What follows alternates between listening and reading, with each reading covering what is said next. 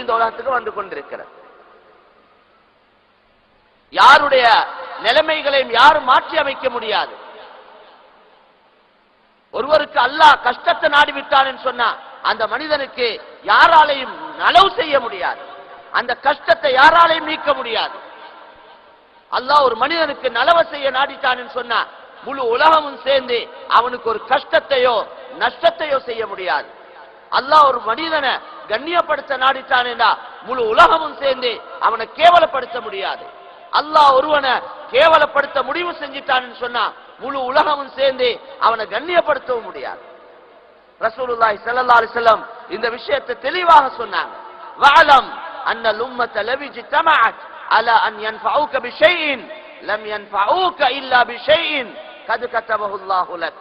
வஅலம் அன்னல் உம்மத லவி ஜ்தமஅத் அலா அன் யதுர்ருக பிஷைஇன் லம் யதுர்ருக இல்லா பிஷைஇன் கத் கதபஹு அல்லாஹு அலைக்.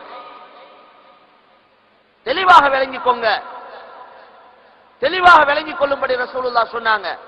முழு உலக மக்களும் ஒன்று சேர்ந்து ஒரு மனிதனுக்கு நலவை செய்ய நாடினால், ஒரு பிரயோஜனத்தை செய்ய கொடுக்க நாடினால், அல்லாஹ் எந்த நலவை கொடுக்க நாடிவிட்டானோ அந்த நலவை தவிர வேறு எந்த ஒரு நலவையும் முழு உலக மக்களாலும் செய்ய முடியாது.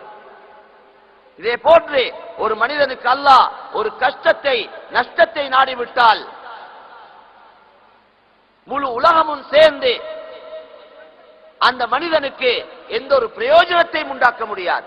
அல்லாஹ் எந்த கஷ்டத்தை எந்த பிரயோஜனத்தை அவனுக்கு நாடிருக்கின்றானோ அதை தவிர எந்த ஒரு லாபத்தையோ எந்த ஒரு நன்மையோ செய்ய முடியாது. அதனால கண்ணியத்துக்குரிய மேலான சகோதரர்களே, பெரியார்களே, தாய்மார்களே, சகோதரிகளே, எங்களோட முழு வாழ்க்கையும் எங்களோட வாழ்க்கையுடைய எல்லா நிலைமைகளும் அந்த ரப்புல் ஆலமீனுடைய கையில தான் இருக்கு. அந்த அல்லாஹ்வுடைய கட்டுப்பாட்டுக்குள்ள தான் இருக்கு. எங்களோட உடல், எங்களோட உறுப்புகள், எங்களோட நரம்புகள், எங்களோட எலும்புகள், எங்களோட ஓடக்கூடிய இரத்தங்கள், முழு உடலும் உறுப்புகளும் எங்களோட வாழ்க்கையுடைய எல்லா நிலைமைகளும் அந்த அல்லாஹ் சுப்ஹானஹு வ தஆலாவுடைய